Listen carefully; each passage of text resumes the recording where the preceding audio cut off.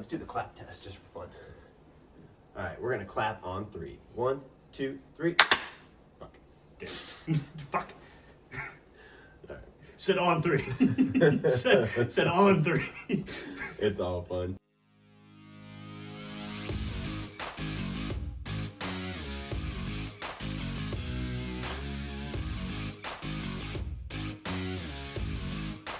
This is the Sporty Yellow Show. We're going to be covering UFC, NFL, and more, starting with... And we're going to be talking about who you guys got and if it makes your team any better. Yep, you're going to be hearing our raw thoughts. So we're going to get right into it, starting with the NFL.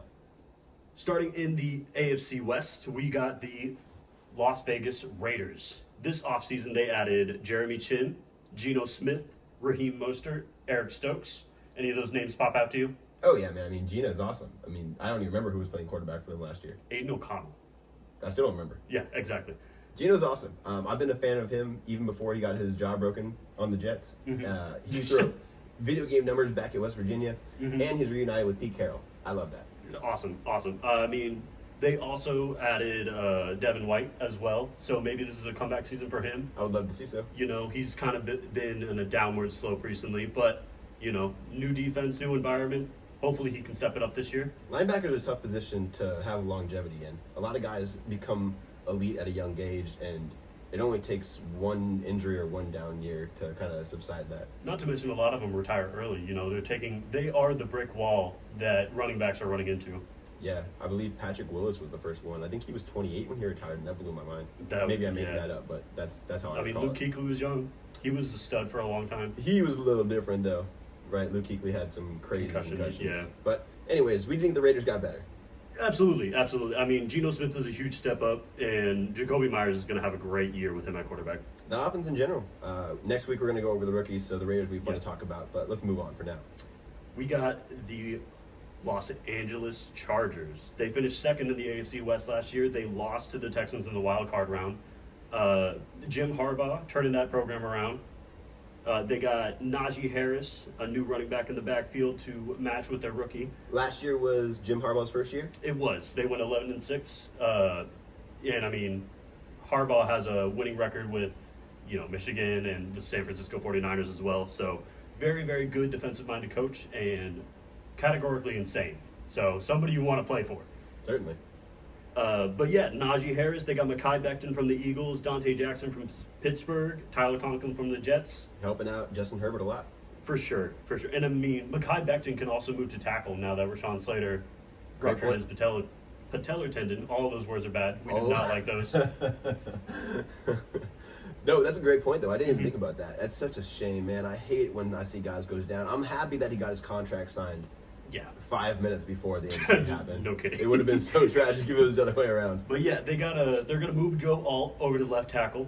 Stud. And then Becton obviously did very, very well for the Eagles in the guard position, but he has the ability to move to the outside. He has the size and the experience. Absolutely. They also brought back Mike Williams and Khalil Mack this offseason. You know, Mack is aging with durability concerns, but he's still... I'm sorry, didn't Mike Williams retire as well? Didn't he come back and retire, or did I make that part up? Maybe I made that up. Did he retire? I'm going to pull it up real quick. You keep going. All right. You still have questions at receiver and tight end. Will Dissly is your starter. You know, that's not fantasy-friendly, Justin Herbert-friendly. You would have liked to have added, you know, somebody like an Evan Ingram over the offseason, but it is what it is. We'll see how Trey Harris plays out. Did he retire? He did indeed. God damn it. All right. I think he wanted to retire a Charger, maybe. That makes sense. That might have been, yep, that makes a lot more sense. Or maybe he got there and he was like, dang, this Lad McConkey kid is good. So good. He came in polished as a route runner. Arguably a top 5 straight out of college, and he proved it. He was Cooper Kupp-esque. And he's not just a slot receiver. You know, he lined up outside and he was making down the field plays. Cool. So Chargers better? I think so. 11-win season, lost in the first round of the playoffs. Lost in the first round. I think Justin Herbert will get his first playoff win this year. You heard it here first. We move on to the Kansas City Chiefs. 15-2 record last year. First in the AFC West. Obviously lost to the Eagles in the Super Bowl. Got blown out. You got Andy Reid as their coach. You know, he is 143-53 with the Chiefs. I thought you were going to say his age was 143. No. Damn near close, though. They did add Christian Fulton from the Chargers, Jalen Moore from San Fran, little offensive line help, much needed after what we saw in the Super Bowl, and Jerry Tillery from Minnesota. So, somebody to help Chris Jones on that defensive line. Both times we've seen the Chiefs lose in the Super Bowl, it was offensive line to their detriment. Well, this time, I guess, really The Eagles just Fair. They outplayed them in every They did. facet of the game. But, you get a decent corner in Christian Fulton. He revived the season last year. You addressed much-needed trench help with Jalen Moore and Jerry Tillery, both sides of the line. And then you also brought back Trey Smith, Hollywood Brown, and Nick Bolton. All these guys you needed to re-sign in the offseason.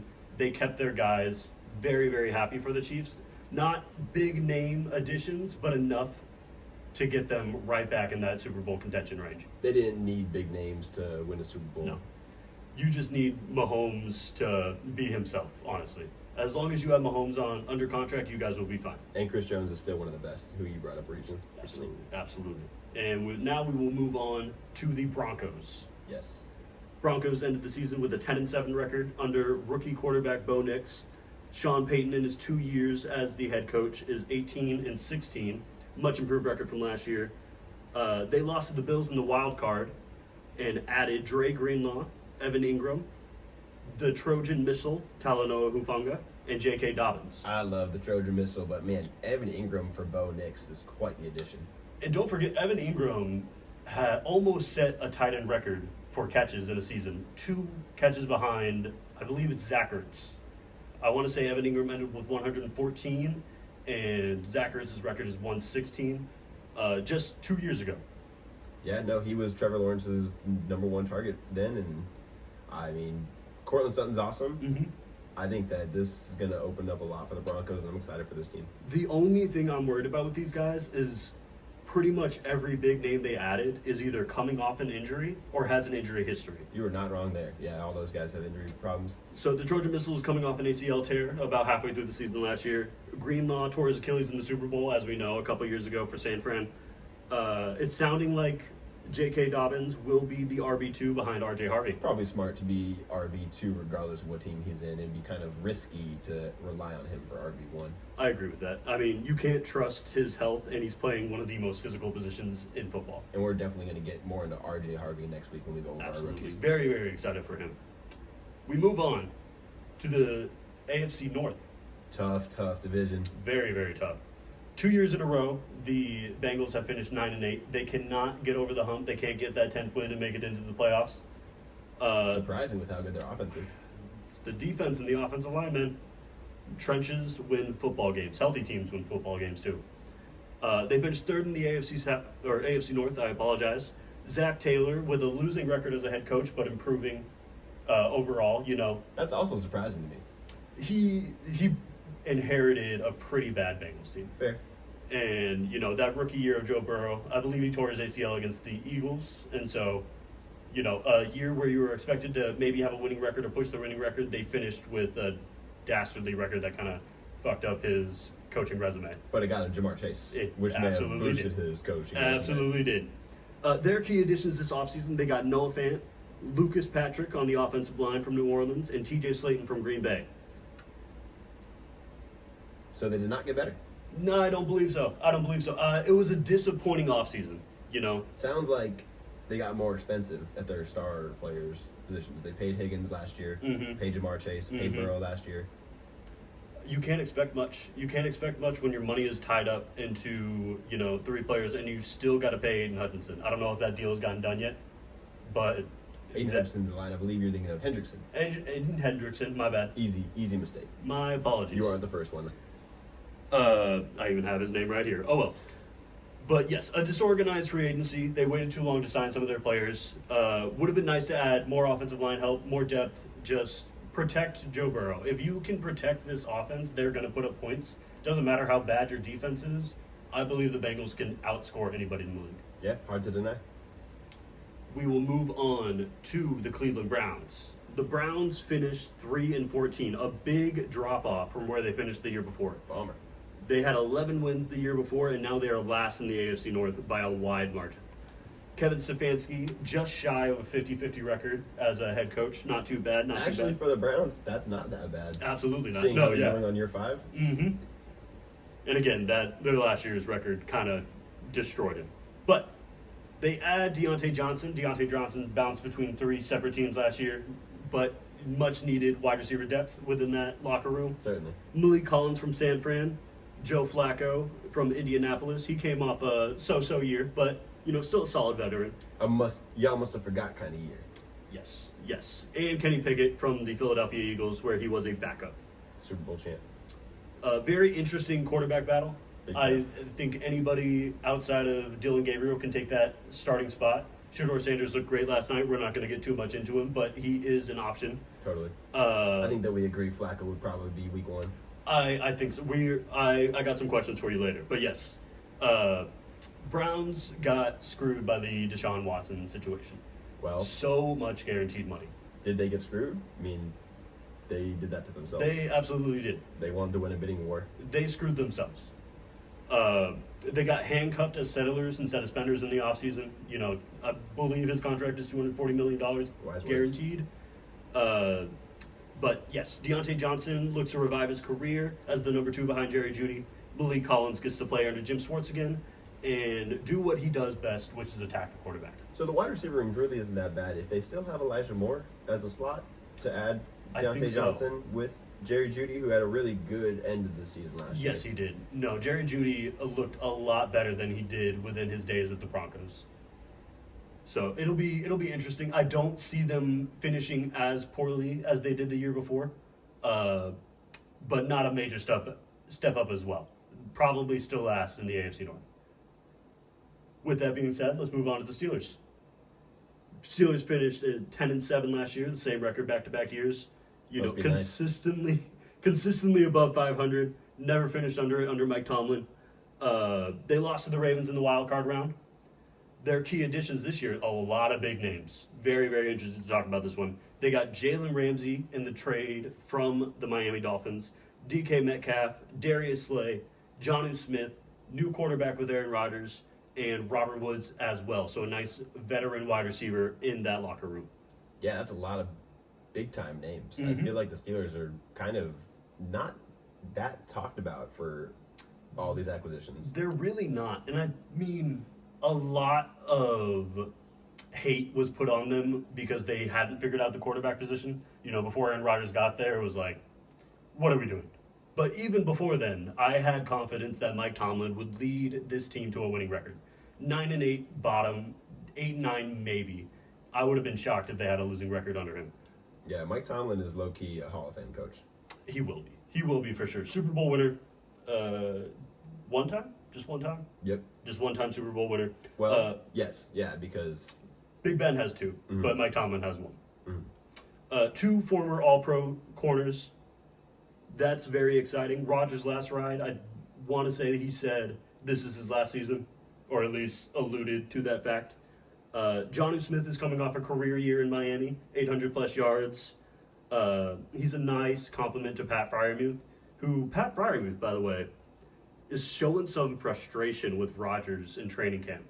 I don't know if you saw that. I did see a little something. Yeah, like he has any right. I know. Jonnu Smith might get some more passes just out of spite. Aaron Rodgers is a spiteful motherfucker. Aaron Rodgers is also very high on Roman Wilson this year. Noted. So in that wide receiver room, maybe somebody to look at in fantasy.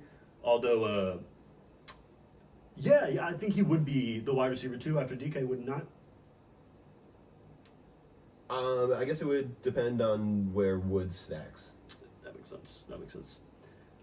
Regardless, we move on to the champions of the AFC North. The Baltimore Ravens finished at 12-5 last season under head coach John Harbaugh, one of the longest tenured head coaches. I believe he's the second longest, starting in 2008 with them. They lost to the Bills in the divisional, tough team to go against. But their key additions didn't add too many names, but they added some big names. Jair Alexander and DeAndre Hopkins. 2 big names, both sides of the ball. They didn't have a lot of cap space. Obviously, when you're a good football team, you're paying a lot of players.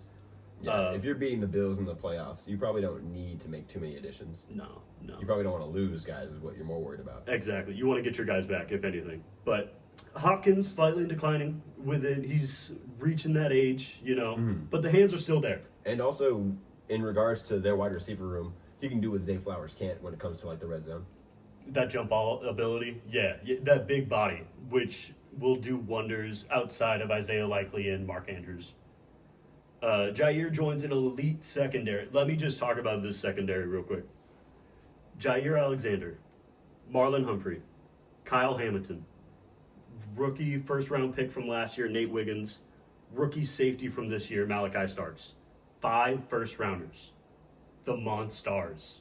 Dang, that's a great little name there. No, they're spectacular. I know we're not diving into rookies, but when they drafted Stokes, I was just like, these Ravens can't stop hitting it out of the park. Just address it. Yeah.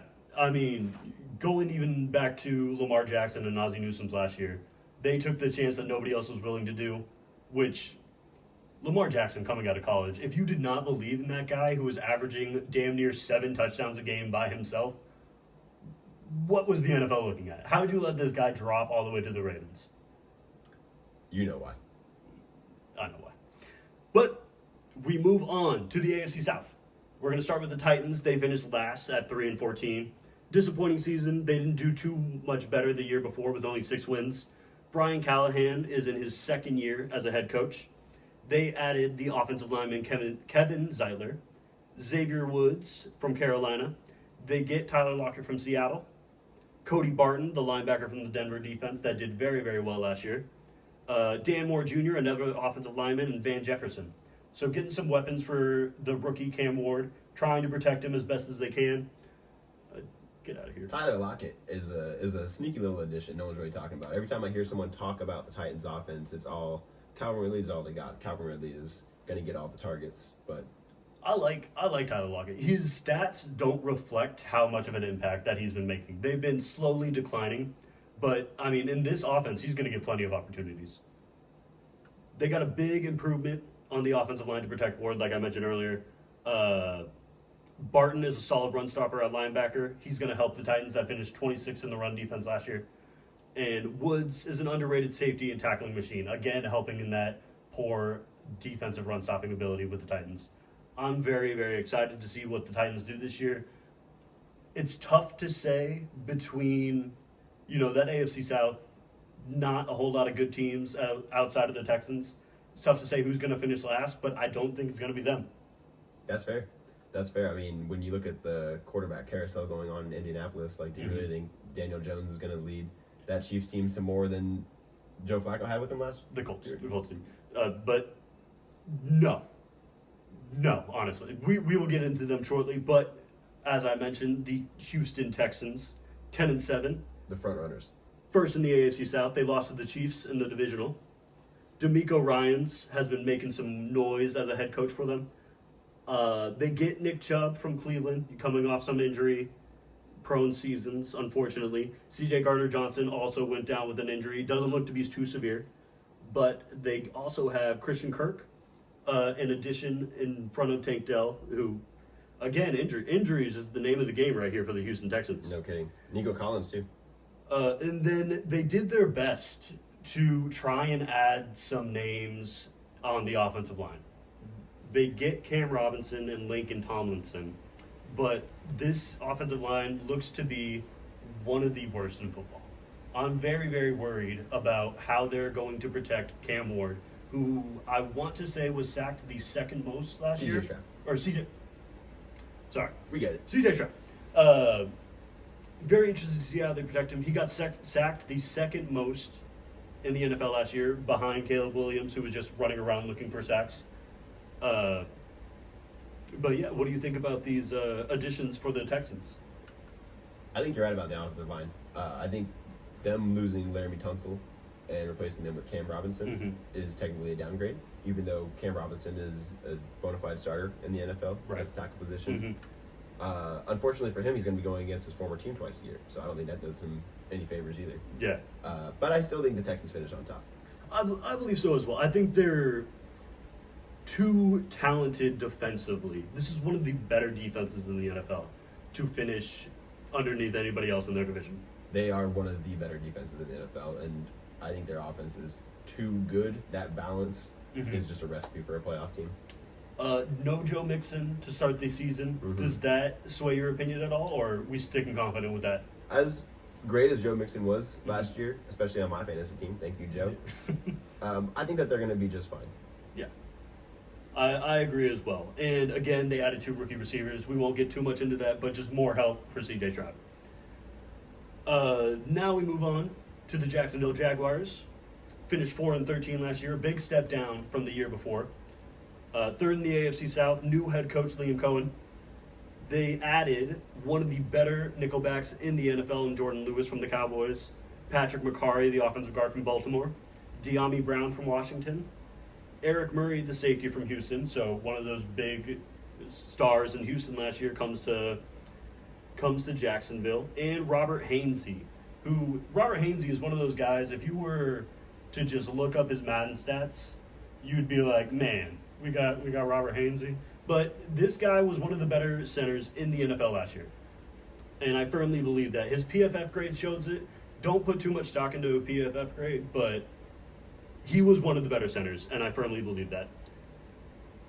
They add a lot of players, but they were in replacement of a lot of players. Right. New GM, new head coach.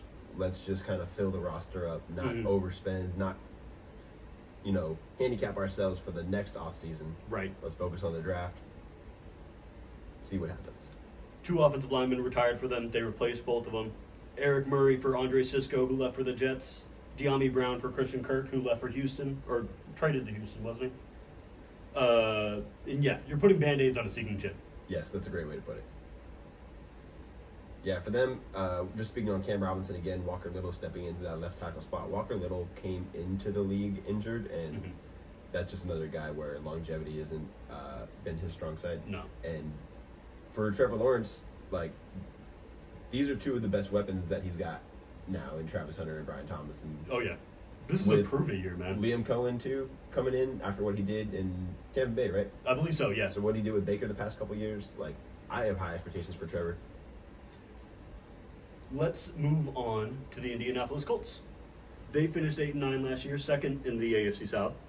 Shane Steichen going into his 3rd season with them, I believe. 17-17 record, so 500.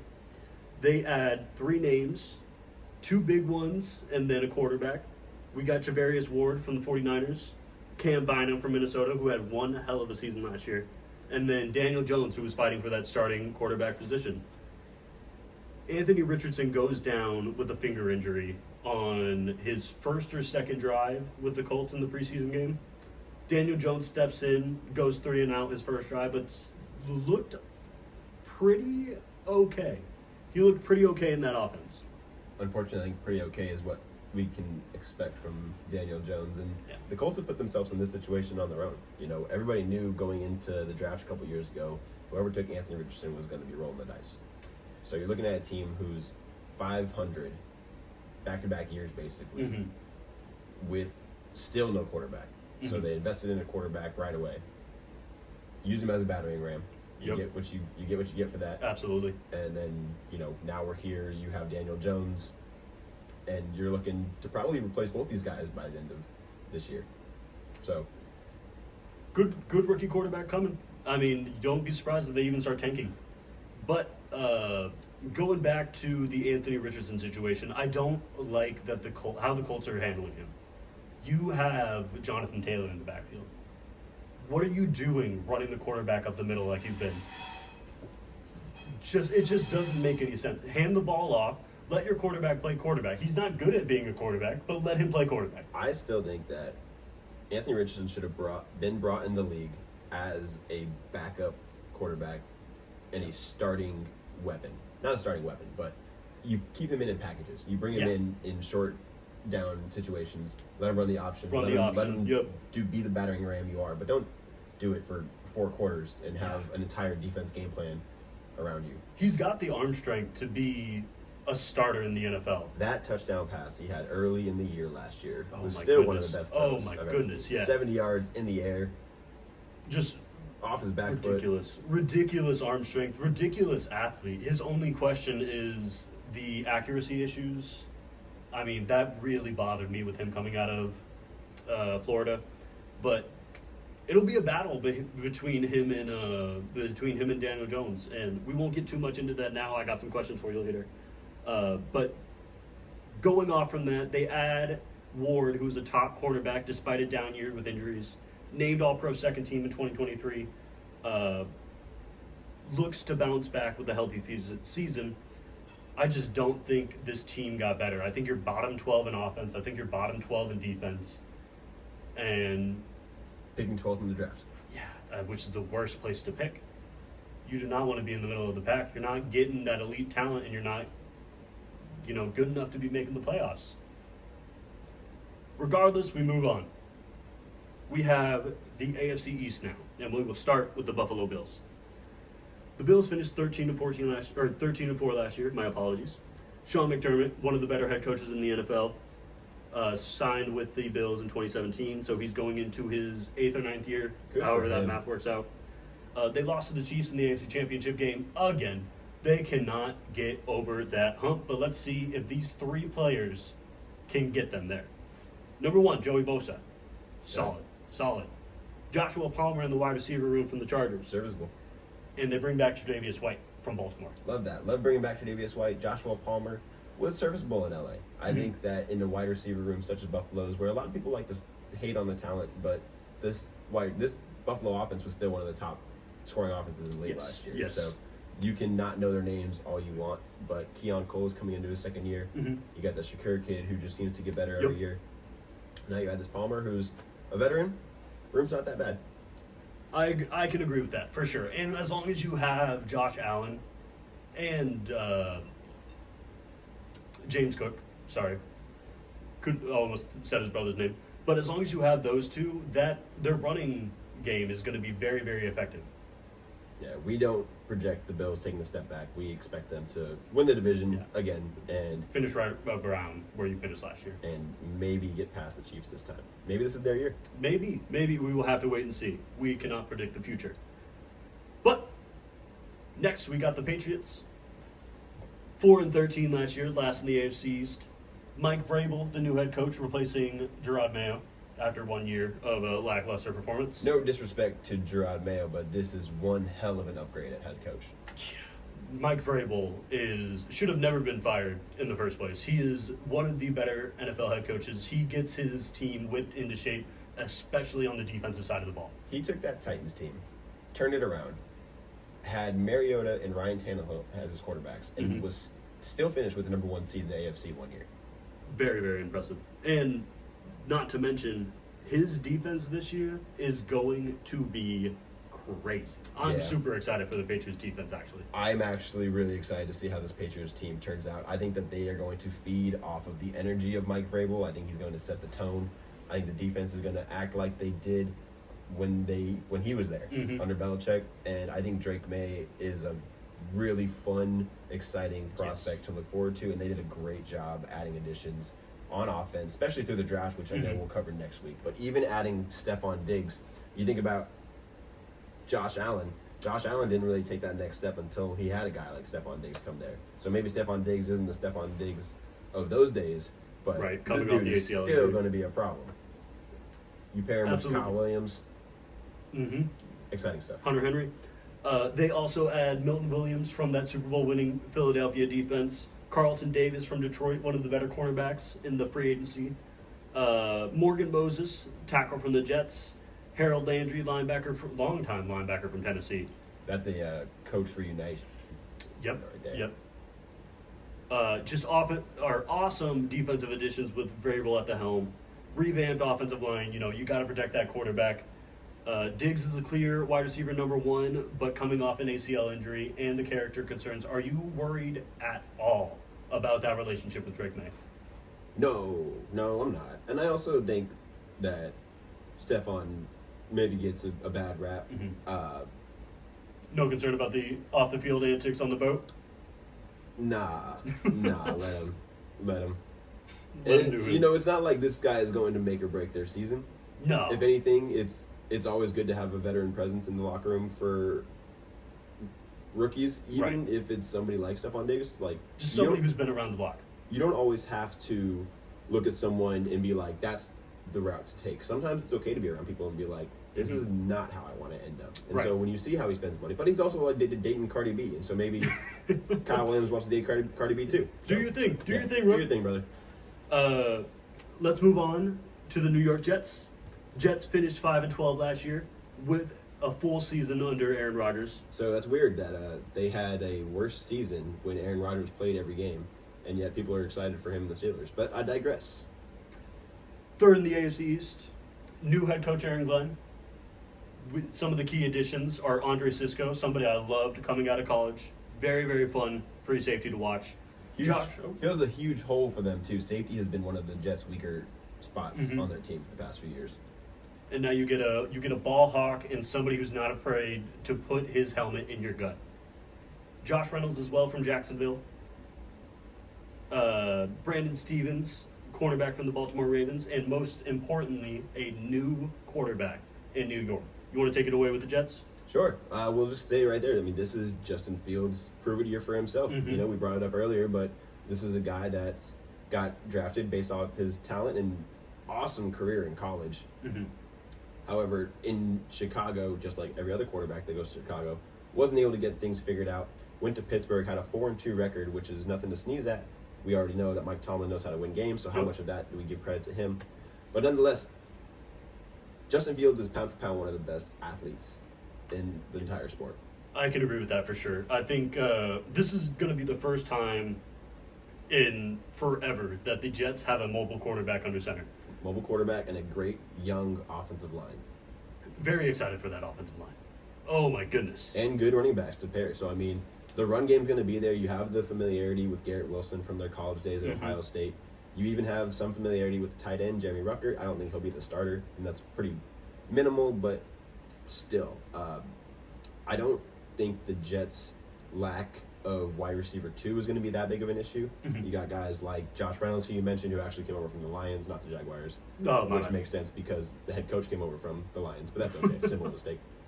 And then we also still have Alan Lazard. They have Alan Lazard still, and he is serviceable. He very well still could be a trade candidate.